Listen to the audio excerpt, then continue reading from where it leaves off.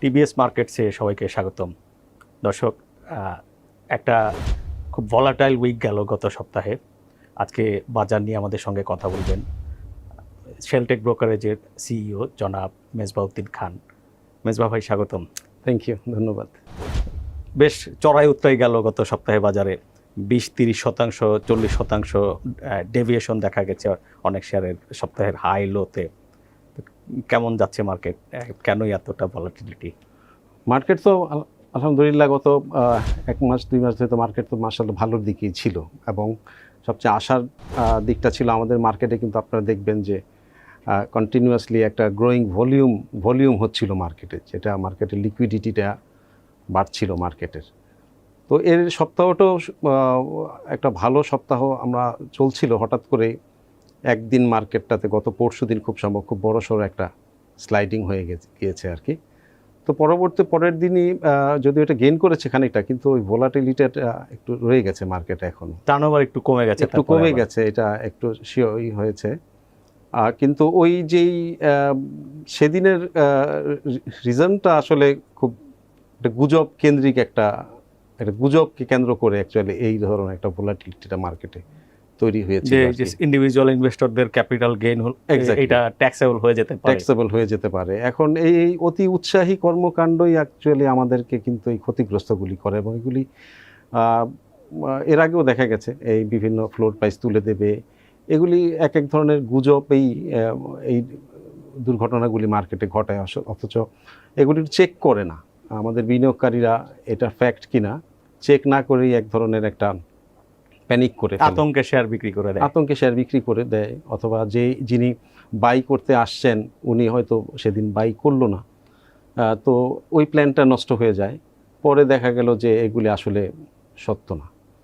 তো এইটা একটা বড় সমস্যা। এই যে মঙ্গলবার যেদিন আপনার এই যে প্যানিকের দিন ছিল, সেদিন যারা শেয়ার বিক্রি করেছে বেশিরভাগ শেয়ারে কিন্তু তার চেয়ে উপরে উঠে গেছে। পরের দিন আজকে 20-25% উপরে উঠে গেছে। কিছু শেয়ার তো 10-10%-এর মধ্যে আমরা দেখতেই পাচ্ছি গেইন করে গেছে আর কি। তো এখন তারা এই যে লসটা তারা অনেকে নিল এই মার্কেটে, তো লসটা নেওয়ার মতো হয়তো অনেকের ক্ষমতার বাইরে, তাই না? কারণ আমরা তো ইভেন স্ট্রাগলিং, একটা তো টাফ টাইম আমাদের যাচ্ছিল। তো এই পরিস্থিতিগুলিতেই কাস্টমারদেরকে আসলে একটু ধৈর্য ধারণ করতে হবে, বুঝতে হবে আসলে আমরা যেইটা বলি না সবসময় যে বিনিয়োগ শিক্ষা, এইটাই একটা শিক্ষার অংশ হতে পারে, যে আপনি কখন নিজেকে কন্ট্রোল করবেন, বা আপনার যেই নিউজের পিউরিটিটা চেক করতে হবে, হোমসিকেল হওয়া যাবে না। এইটাই একটা বিনিয়োগ শিক্ষা। আপনি ঢাকা বিশ্ববিদ্যালয়ে ফিনান্স পড়েছেন, সেখান থেকে অ্যানালিস্ট হিসাবে ক্যারিয়ার শুরু করেছিলেন। তো আপনাদের সময়ে 90-এর দশকে তখন সবাই আমরা যতটুকু জানি ব্যাংকে, সরকারি চাকরিতে, এগুলোতে ঢুকতে চায়। আপনি স্ট্রেট ইনভেস্টমেন্ট প্রফেশনে কিভাবে চলে আসলেন? এটা একটা মজার ঘটনা আর কি। আমি তো আমার প্রথম জব হয়েছিল SCL, সিকিউরিটিজ কনসালটেন্টস লিমিটেড। ওরা একটা, আপনারা থমসন ফাইন্যান্সিয়ালের নাম শুনেছেন? থমসন, ওরা ছিল রয়টারের মতো, কিন্তু একটা ইকোনমিক্যাল ডেটা নিয়ে ওরা কাজ করতো। তো ওই SCL ছিল ওই থমসন ফাইন্যান্সিয়ালের বাংলাদেশ চ্যাপ্টার আর কি। আমরা ওদের সাথে, লন্ডনে ছিল ওদের হেডকোয়ার্টার, আমরা বাংলাদেশ থেকে ওদের সাথে অনেক রকমের ইকোনমিক্যাল ডেটা সাপোর্ট দিতাম। তো আমার কাজটা ছিল সবসময় বিদেশিদের, ফরেনারদের সাথে আর কি। ওইটা একটা চার্মিং একটা জব ছিল। যেমন Dhaka stock exchange data, exchange rate, macro economical data, micro economical data, all data ওদের একটা ফরম্যাট ছিল, বাংলাদেশ ব্যাংক থেকে কালেক্ট করতে হতো। এগুলি আবার আমাদেরকে অ্যানালাইসিস করে আমাদেরকে পাঠাতে হতো। ওইটা একটা খুব এক্সাইটিং একটা জব ছিল। তারপরে ভর্তিতে SCL ঢাকা স্টক এক্সচেঞ্জের মেম্বারশিপ কিনে দেন আমি ওইখানে এখনো আছে। তো ওইখানে আমি 96-এ আমি SCL-এ জয়েন করেছি। তারপরে 2004 সালে আমি IDLC মার্চেন্ট ব্যাংকে জয়েন করেছি। আমি IDLC মার্চেন্ট ব্যাংকের সম্ভবত ফার্স্ট এমপ্লয়ি ছিলাম আর কি। তারপরে তো IDLC মার্চেন্ট ব্যাংক ওই আমলে পোর্টফোলিও ম্যানেজমেন্টের সবচেয়ে অর্গানাইজড প্রোডাক্ট ছিল IDLC, আমাদের যে মার্চেন্ট ব্যাংকিং প্রোডাক্টটা। তো ওইখান থেকে পরবর্তীতে আমি 2009-এ আসছি ব্র্যাক ইপিএলে।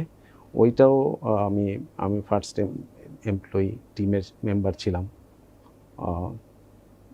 আমি ওই এসসিএল ছাড়ার পরে আমি আমার ক্যারিয়ারটা মূলত মার্চেন্ট ব্যাংকিং, ইনভেস্টমেন্ট ব্যাংকিং এর ক্যারিয়ারই ছিল। সেখান থেকে আবার আসলেন ব্রোকারেজে আসলাম। Now you deal diversified class of clients, high net worth individual, institutional, also small investors. Exactly. আমাদের যে কোম্পানি এখন আমি যেখানে আছি, শেলটেক ব্রোকারেজ, আপনারা তো শেলটেক সম্বন্ধে বাংলাদেশের রেপুটেড ব্র্যান্ড শেলটেক। তো এই বিউটিটা হচ্ছে যে আমাদের যে ক্লায়েন্টের ম্যাট্রিক্সটা আমরা যেখানে দেখি, এটা একটা কম্বিনেশন অফ অল। এখানে হাই নেটওয়ার্থ ক্লায়েন্ট আছে, আমাদের ইনস্টিটিউশনাল ক্লায়েন্ট আছে, এবং একটা চাঙ্ক অফ আমাদের ইন্ডিভিজুয়াল রিটেল ক্লায়েন্ট আছে আর কি। তো এই কম্বিনেশনটা খুবই ভালো একটা। আমার কাছে শেয়ার বাজারের একটা বিষয় একটু সারপ্রাইজিং লাগে যে এই কয়েক মাস আগেও, 3-4 মাস আগেও, যখন আপনার আমাদের এনার্জি সিচুয়েশন, ডলারের রিজার্ভ, তারপরে যে পলিটিক্যাল আনসার্টেনটি, একটা ইলেকশনের ইয়ার, হ্যাঁ, আমেরিকা আমাদের এখানে একটু আগের চেয়ে ভোকাল, সব কিছু মিলিয়ে যার সাথেই কথা বলতাম যে দেখা যাচ্ছে তারা প্রচুর আনসার্টেনটি ফিল করছে, they are not ready to invest in stocks. তো এই গত 2 মাসে মার্কেট মোটামুটি এখন কি ফ্রেশ টাকা ঢুকছে মার্কেটে? আর মার্কেটে কিন্তু ফ্রেশ টাকা অলওয়েজ ঢুকে। এই মাসে যদি আমি যদি আমার দেখি যে এটা জুন মাস, একটা আপনারা জানেন আমাদের ট্যাক্সে একটা রিবেট নেওয়ার টাইম জুনের মধ্যে, কাজে আমরা কিন্তু বেশ ভালো ডিপোজিট পাচ্ছি, ফ্রেশ ইনজেকশন আমরা মার্কেটে পাচ্ছি ক্লায়েন্টদের। আর যেই ভলিউমটা যেটা আপনারা দেখতেছেন, এইটা মোটামুটি আপনার নেটিং বলে, হ্যাঁ, বাই করে সেল অ্যাডজাস্টমেন্ট এইরকম একটা, কিন্তু হচ্ছে ইনভেস্টমেন্টও কিন্তু হচ্ছে, ফ্রেশ ডিপোজিটও কিন্তু আমাদের এখানে আসছে। কিন্তু একটা জিনিস যেটা একটু অ্যাবসেন্ট, সেটা হচ্ছে ইনস্টিটিউশনাল ইনভেস্টমেন্টের টা একটু কম এই মুহূর্তে আমরা দেখতে পাচ্ছি আর কি। এইটা ছাড়া ইন্ডিভিজুয়াল কারণটা কি? বিকজ যদি বলেন, আমি কিন্তু আমার এক্সপিরিয়েন্স থেকে দেখতে পাচ্ছি যে ইনস্টিটিউশনরা কিন্তু তাদের যে লিমিটের মধ্যে কিন্তু তারা কিন্তু অলরেডি ইনভেস্টেড, তারা বেশ খানিকটা ইনভেস্ট, এবং তাদের কিন্তু বুকও একটু লস বেয়ারিং হয়ে গেছে আর কি। কারণ মার্কেটটা তো দীর্ঘদিন ফ্লোরে আছে, ডাউন ছিল, লেগাসি প্রবলেম যেটা। এক্স্যাক্টলি। তো তারা হয়তো একটু কমফোর্ট জোন খোঁজ করতেছে হয়তো, বা যদি এইরকম চলে, ভলিউমটা হচ্ছে, ইন্ডেক্স গ্রোথটা আছে, এবং কিছু কিছু স্টকে তো ভালো রিটার্ন দিচ্ছে, তো হয়তো বা তারা অচিরেই আবার তাদের পরিকল্পনা চেঞ্জ করে আবার ইনভেস্টমেন্ট বাড়াতে পারে। বিকজ তাদের তো এখানে প্রফিট করতে হবে, তো প্রফিট করতে হলে তো তাদেরকে আবার ইনভেস্ট করতে হবে, অ্যাভারেজিং করতে হবে। আর ইনস্টিটিউশনরা তো সাধারণত লস টেক করে না, তারা হয়তো বা যেই কস্টিংটা আছে ওইটাকে অ্যাভারেজিং করে একটা ব্রেক ইভেনে আনে, অথবা এখান থেকে প্রফিট করে আর কি। কাজে তারা ইনভেস্টমেন্ট আসবে, আই থিঙ্ক।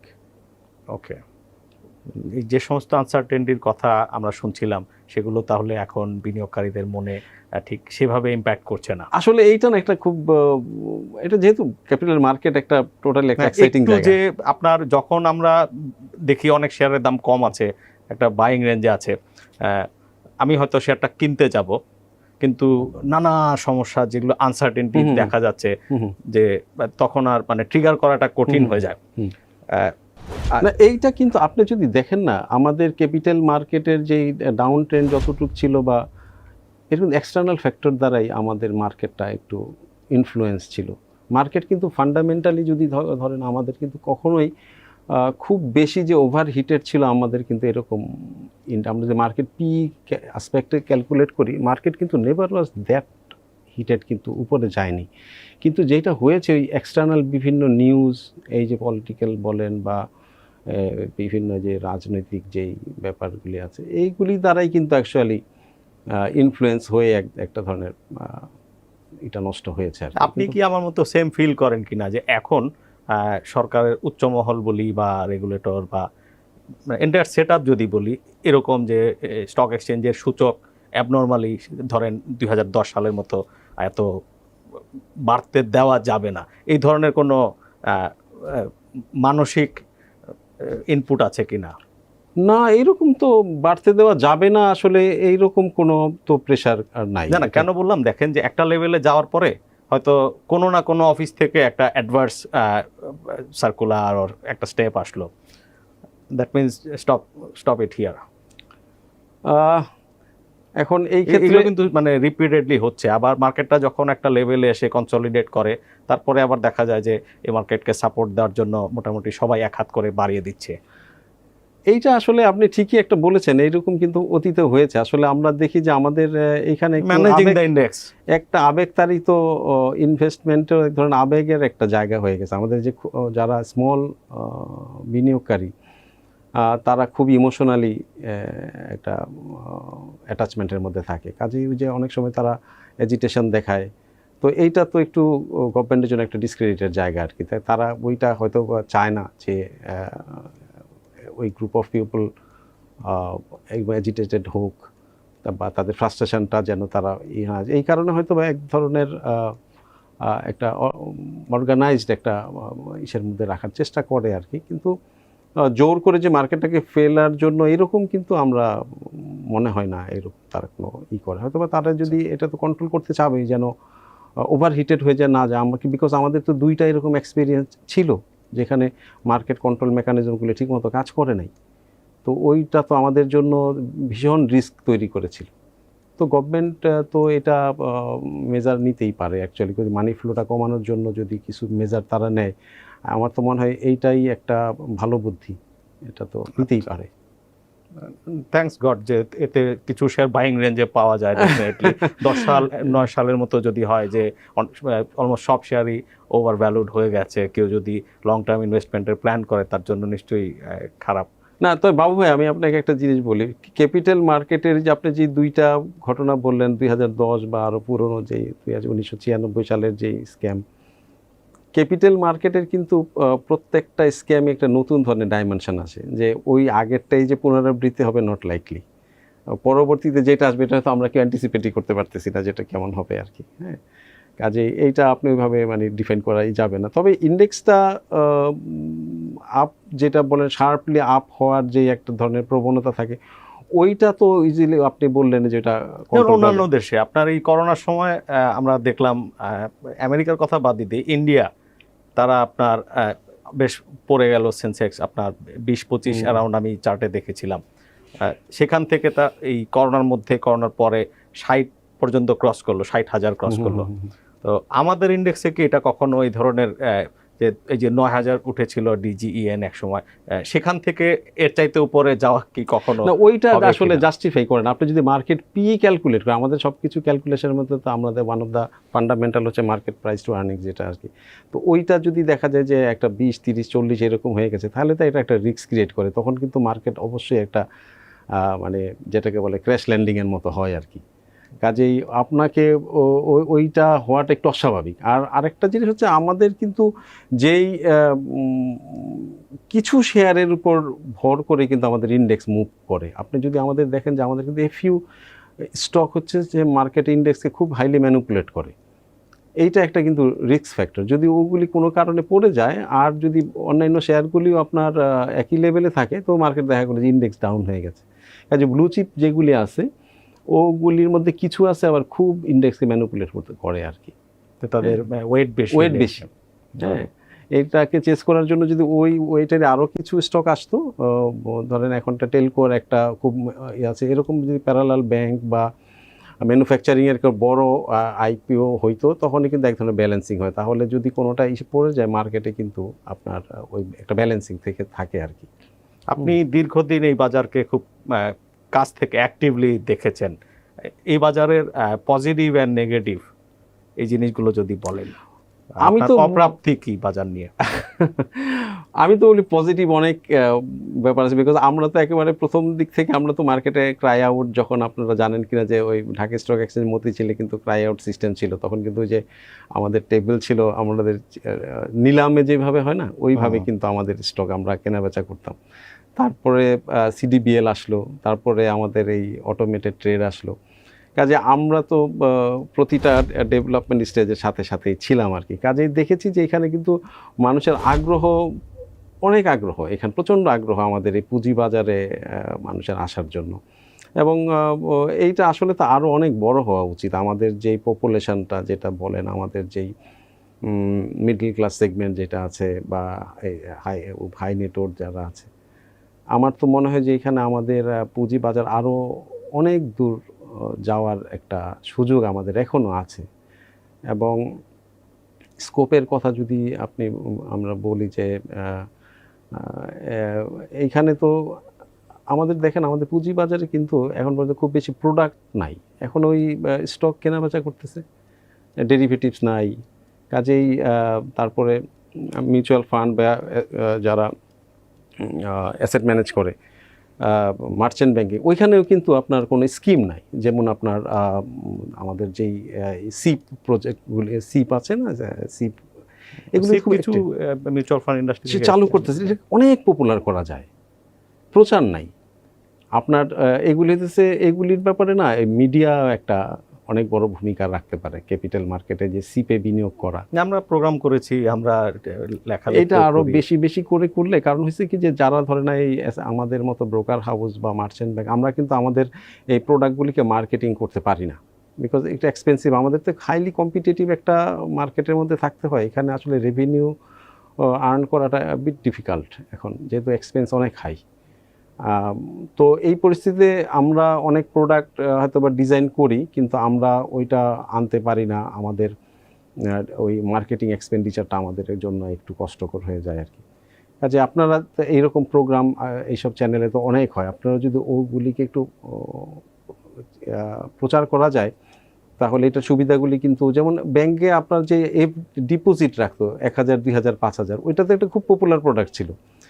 ঠিক ওইটাই যদি ক্যাপিটাল মার্কেটেও করে তাহলে হবে নিশ্চয়ই। আস্তে আস্তে মানুষ জানছে কতটুক ঝুঁকি, কতটুক এইগুলো অ্যাওয়ারনেস হচ্ছে বিনিয়োগ শিক্ষার সাথে এইটা সাথে। বিনিয়োগ শিক্ষা এবং একজনের এক্সপেরিয়েন্স আর একজনের মধ্যে আপনার ছড়িয়ে পড়ছে, আস্তে আস্তে নিশ্চয়ই হবে এগুলো। না, সেটা এটার জন্য আরো হওয়া উচিত, এটার জন্য প্রচার হওয়া হলে আরো বড় হবে অ্যাকচুয়ালি মার্কেটটা। জি, যে আপনাদের কমিউনিটি থেকে বা ইনভেস্টর যারা একটু সিরিয়াসলি ইনভেস্ট করতে চায় লং টার্মে, বাই অ্যান্ড হোল্ড, তারা দেখেন যে এই মার্কেটে যথেষ্ট ভালো আইপিও আসে না, আরো প্রচুর আইপিও আসার কথা। আপনি কি তাই মনে করেন কিনা? আমি তো এই ব্যাপারে শতভাগ একমত আপনার সাথে আর কি, যে আমাদের দুর্বলতার জায়গাটাই হচ্ছে আমাদের এই কোয়ালিটি আইপিও। আমরা তো বিভিন্ন সময় আমাদের মধ্যে যে আমাদের ফোরামে আলোচনা হয় বা রেগুলেটরদের সাথে আমরা যখনই তাদের কথা বলি, আমরা তাদের ওখানে বলার চেষ্টা করি যে এটা একটা অপরচুনিটি, একটা বাজার, সুযোগ সন্ধানীদের বাজার। এখানে যদি আপনার ভালো আইপিও আসে, তাহলে ওই কাউকে বলতে হবে না যে তুমি বিনিয়োগ করো, ও আসবেই। আপনি দেখেন আমাদের এখানে কিন্তু বাংলাদেশে অনেক বড় বড় কোম্পানি আছে, মাল্টিন্যাশনাল কোম্পানি এখনও আমাদের দেশে ব্যবসা করে যাচ্ছে 50 বছর 100 বছর ধরে। সাপোজ আমি যদি নাম ধরে বলি, স্ট্যান্ডার্ড চার্টার্ড ব্যাংক, এইচএসবিসি, মেট লাইফ, আবার কোকাকোলার কথা, পেপসি, অথবা ফার্মাসিউটিক্যালসের মধ্যে যদি ধরেন বড় ফার্মাসি, ইনসেপ্টা, ড্রাগ, কী নাম যেন এটা, এই কোম্পানিগুলি কিন্তু অনেক রেপুটেড, বা অ্যাপারেলও যে টপ এক্সপোর্টার। হ্যাঁ, এরা কিন্তু মার্কেটে আপনার আসে না। এখন এদেরকে তো আসতে হবে আইদার আপনাকে বাই ল অথবা ইনসেন্টিভ দিয়ে। কারণ আমাদের পার্শ্ববর্তী দেশে তো বাই ল ছিল, মার্কেটে আমাদের দেশে ব্যবসা করতে হলে আমাদেরকে পুঁজিবাজার আসতে হবে। তো এই কারণে ওদের পুঁজিবাজারে ভালো স্টকগুলি লিস্টেড হয়েছে। তা আপনি চিন্তা করেন যে আজকে যদি আমাদের পুঁজিবাজারে কোকাকোলা আসে, অথবা আপনার স্ট্যান্ডার্ড চার্টার্ড ব্যাংক, অথবা মেট লাইফ, হ্যাঁ, এই বড় বড় আইপিওগুলি যদি আমাদের মার্কেটে আসে, অনেক বড় বড় ফান্ড এখানে ইনভলভ হবে, নতুন নতুন কাস্টমার আসবে, মার্কেটে কিন্তু ডাইনামিক্সটাই চেঞ্জ হয়ে যাবে। কাজে ওই যে আমি বললাম না, আসার জায়গাটা আমাদের মার্কেট কিন্তু অনেক বড় হবে। আমার হোপটা হচ্ছে ওই জায়গাটার মধ্যে যে বড় হবে, ভালো স্টক এবং backed by corporate earnings, not by speculation যে 40-50 মার্কেট এভারেজ পি হয়ে ইন্ডেক্স 20,000 গেল, সেটা সাস্টেইন করবে না, ওইটা তো করবেই না। মার্কেটে স্পেকুলেট থাকবেই, মার্কেটের নেচারই, আমাদের ক্যাপিটাল মার্কেট যে মার্কেটে স্পেকুলেটর থাকবেই। কিন্তু যদি বড় আইপিওগুলি আসে না, ওই যে তখন বললাম যে ইন্ডেক্স এক ধরনের একটা ব্যালেন্সিং থাকে, আর এই সবগুলি তো ভালো ডিভিডেন্ড দাও, মাল্টিন্যাশনালদের ডিভিডেন্ড পে আউট তো এক্সিলেন্ট হয় সবসময়, তাই না? কাজেই মার্কেটের কিন্তু তখন অনেক বড় হওয়ার একটা স্কোপ আছে। মোরওভার আরেকটা জিনিস কি মার্কেটের পজিটিভ, যেটা আপনি তো জানেন যে ঢাকা স্টক এক্সচেঞ্জে আমরা এখন আমাদের ওএমএস চালু করেছি, বড় বড় কিছু ব্রোকার অলরেডি ওএমএস নিচ্ছে, আমরাও নিচ্ছি ওএমএস। তো ওএমএস এর সুবিধাটা হবে কি, আমাদের ট্রেডিং টার্মিনাল কিন্তু একেবারে সবার ঘরে ঘরে চলে যাবে, সবার হাতেই থাকবে ট্রেডিং টার্মিনাল, সে ছোট বড় অ্যাপে। হ্যাঁ, এবং এগুলি এতটাই ইউজার ফ্রেন্ডলি, আপনার একটা ফানের মতো হবে যে আপনার হাউস হোল্ডে যে গৃহিণী অথবা স্টুডেন্ট অথবা রিটায়ার্ড পার্সন ঘরে বসেই হয়তো সে চা খেতে খেতে তার ট্রেডগুলি নিজে করবে, বসায় ফোন করার আর কোনো দরকার নেই। এবং আপনি ইচ্ছা করলে একটা ট্রেডকে ট্রেল করে রাখতে পারে, 7 দিনের জন্য ফরওয়ার্ড করে রাখলো। এগুলো আবার ডিএসসি, আমি দেখেছি যে ব্রোকার তার অ্যাপে এগুলোর অ্যাকোমোডেশন করেছে, কিন্তু ডিএসসি এখনো এগুলো অ্যাকসেপ্ট করছে না।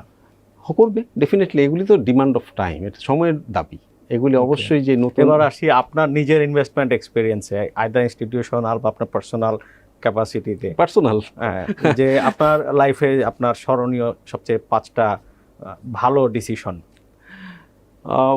আমাদের আসলে তো আমাদের নিজেদের তো আর ওই বিনিয়োগ করার খুব স্কোপ ছিল না, কিন্তু আমার আসলে ক্যারিয়ারের গ্রোথটা হয়েছে আইডিএলসিতে আসার সময়। তো মার্চেন্ট ব্যাংকিংয়ে যখন আমরা আসি তখন বড় বড় কাস্টমাররা আসলো, তো তখন মার্কেটে ইট ওয়াজ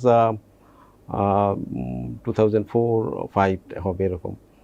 তখন আপনার এসিআই ফর্মুলেশন আছে না এখন একটা লিস্টেড, এসিআই ফর্মুলেশন পরে, তো এসিআই ফর্মুলেশন মার্কেটে আসবে এরকম একটা নিউজ আমরা পেলাম। তা আমরা হিসাব করে দেখলাম যে এসিআই ফর্মুলেশন যদি মার্কেট আসে, তো এসিআই এর কনসার্ন ছিল, তাহলে তো এসিআই যে বিক্রি হবে, ক্যাপিটাল গেইনটা আসবে। তো এইটা খুব সম্ভব আমরা যারা ছিলাম আমাদের টিম, আমরা প্রথমে এইটাকে ক্যাচ করি। তো আমরা ওই এসিআই একটা পজিশন তখন আমরা নিয়েছিলাম আর কি কোম্পানিতে, বা আমার যত ক্লায়েন্টদের করতে, তখন তো ওইটা আছে এক্সিলেন্ট একটা আমাদের রিটার্ন আমাদের কাস্টমারদের জন্য আমরা করতে পেরেছিলাম। যখন ফর্মুলেশন আসলো তো 60-70 টাকা খুব সম্ভব আসলো। এসিআইয়ের দাম তো মানে 500-550 টাকা তখন হয়ে গেলো। আমাদের এসিআইয়ের 170-80 এরকম ছিল আমাদের এন্ট্রি আমরা যখন দেই আর কি, মোর দেন 200% রিটার্ন। তারপর কত দিনের মধ্যে এটা? 2-3 মাস। ট্রেমেন্ডাস। হ্যাঁ, ওকে। তারপরে এরকম গল্প লঙ্কা বাংলা লিস্টেড হইলো। লঙ্কা বাংলাতেও আমরা প্রথম যখন আসলো, লঙ্কা বাংলা 10-12 টাকাতে মনে ছিল আর কি, ওইটাতে আমরা প্রায় 20 টাকার মতো লঙ্কা বাংলার।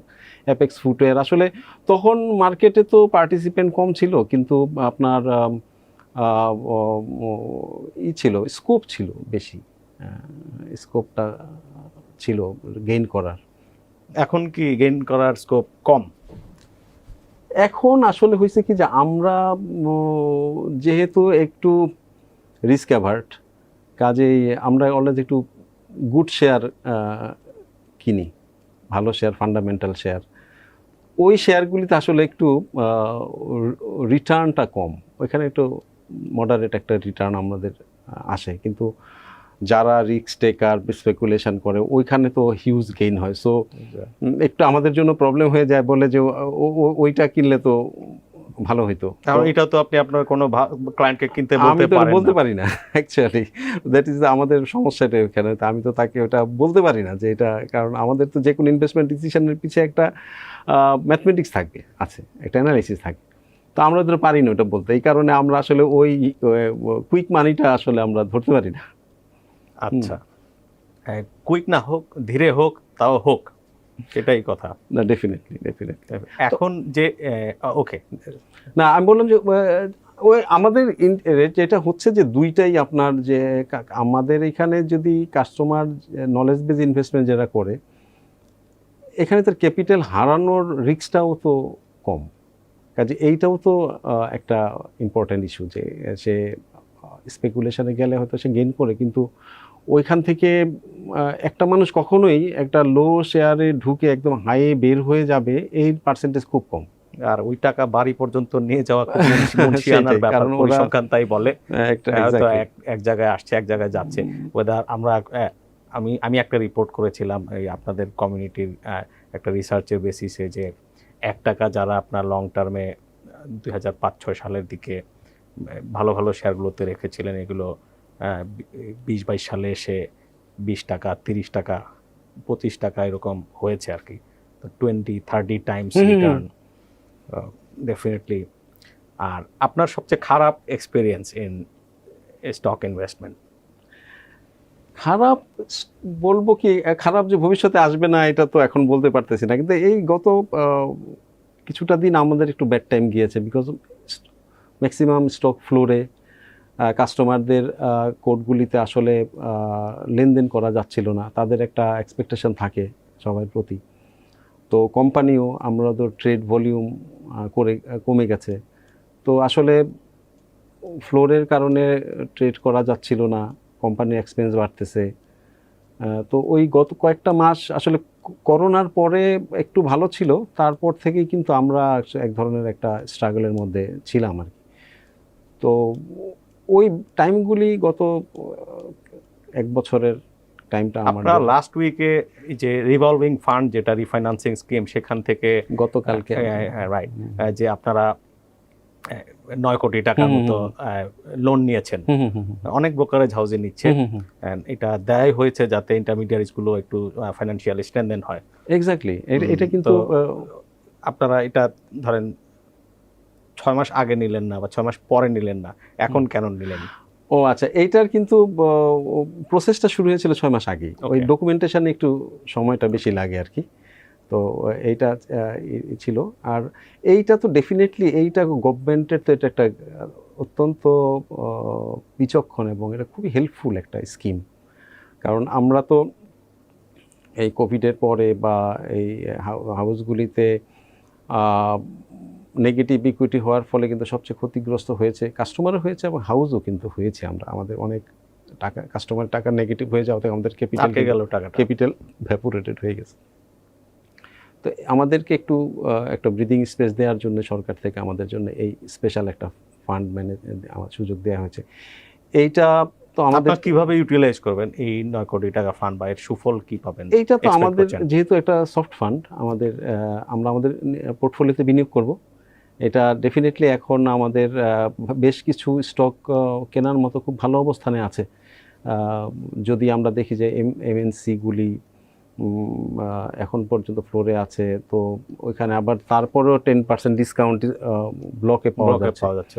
তো আমার তো মনে হয় যে যেহেতু জুন এন্ডিংয়ে আপনার ম্যাক্সিমাম স্টকগুলি জুন এন্ডিং, এরা ভালো, যদি এখান থেকে পিক করা যায়, this is the very right time. আপনার যারা একটু ডিভিডেন্ড খাবে, ডিভিডেন্ডের ইনভেস্টমেন্টে যাবে, তাদের জন্য তো এই টাইমে বিনিয়োগ করাটা খুবই পারফেক্ট একটা টাইম। কাজে আমার তো মনে হয় এই টাকাটা আমাদের আসলে খুবই উপকারে আসবে।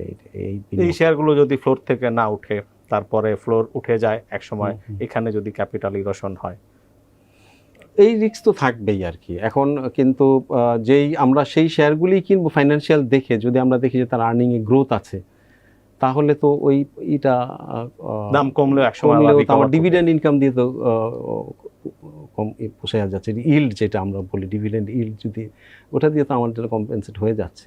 হ্যাঁ, যেমন আমি আপনাকে একটা উদাহরণ দিতে পারি, লাফার্জ যে আমাদের একটা ইনভেস্টমেন্ট আছে, তো লাফার্জ গত বছর আপনার 45% ক্যাশ ডিভিডেন্ড দিয়েছে। তো আমাদের উই আর হ্যাপি, আমাদের ডিভিডেন্ড দিয়ে আমাদের তো খারাপ হয় নাই।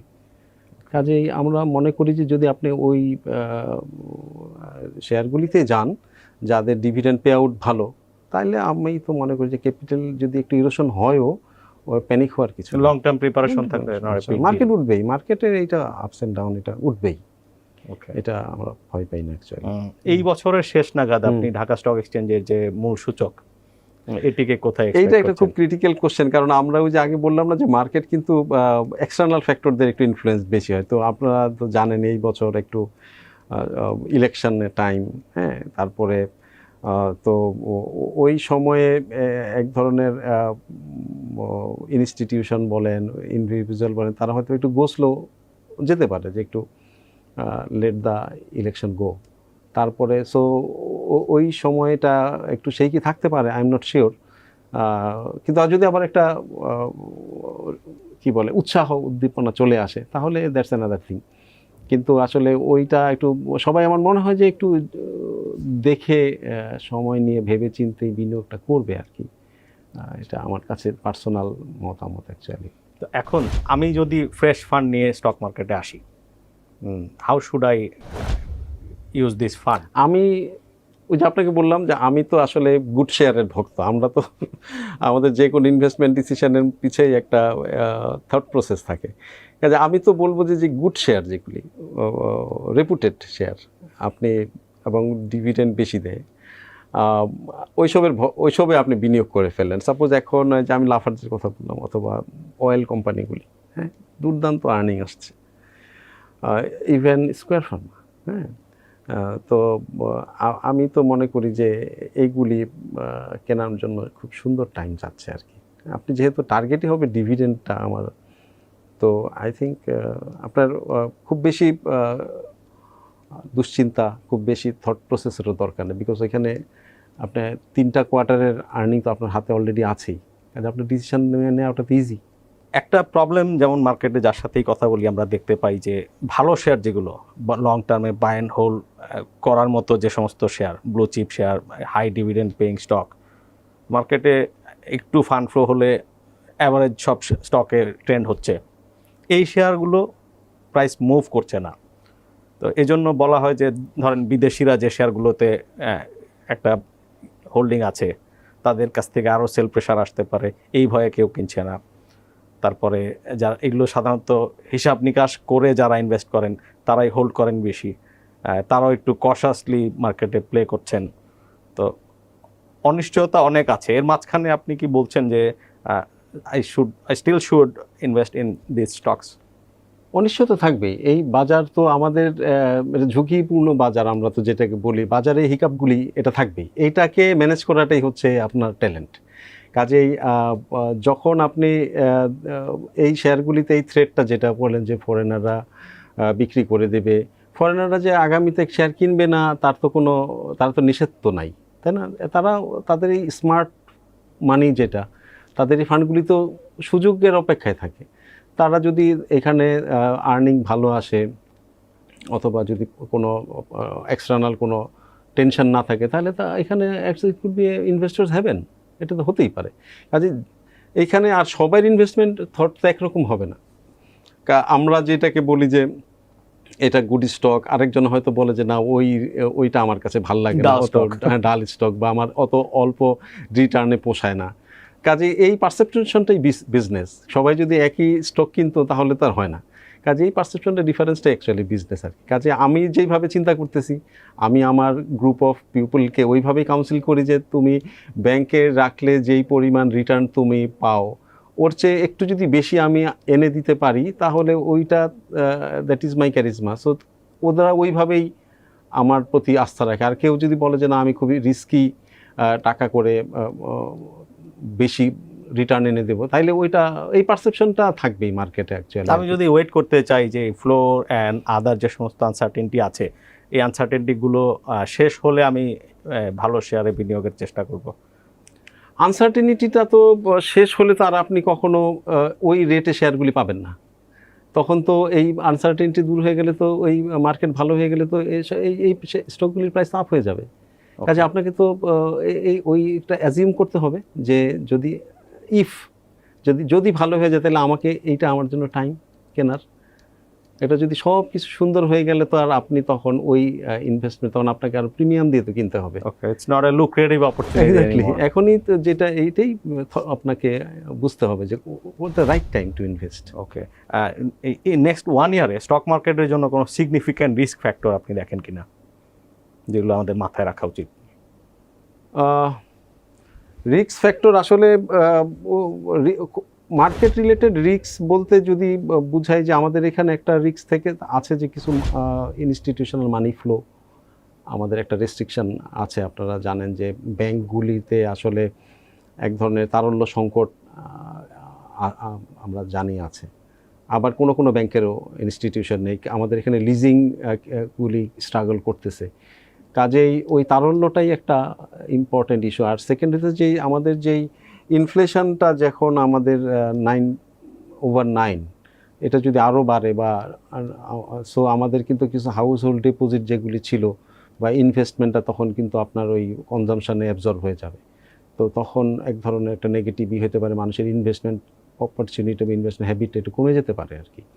কাজেই এখন ইনফ্লেশনটা কন্ট্রোল করা এবং ব্যাংকিং চ্যানেলে যদি আপনার ফান্ড ফ্লোটা পারফেক্ট থাকে তাহলে আমার তো মনে হয় যে খুব বড় কোনো থ্রেট আমাদের ইকোনমিতে এখন দেখি না আমি মনে করি। তো মাইনর আপস এন্ড ডাউনস এগুলো এটা ম্যানেজ করে স্টিয়ার manage- করতে হবে যার যার Exactly. ইনভেস্টমেন্টকে। আপনাকে অসংখ্য ধন্যবাদ মেজবা ভাই। Thank you very much. দর্শক, মেজবা ভাই উনি একজন অভিজ্ঞ মার্কেট প্রফেশনাল।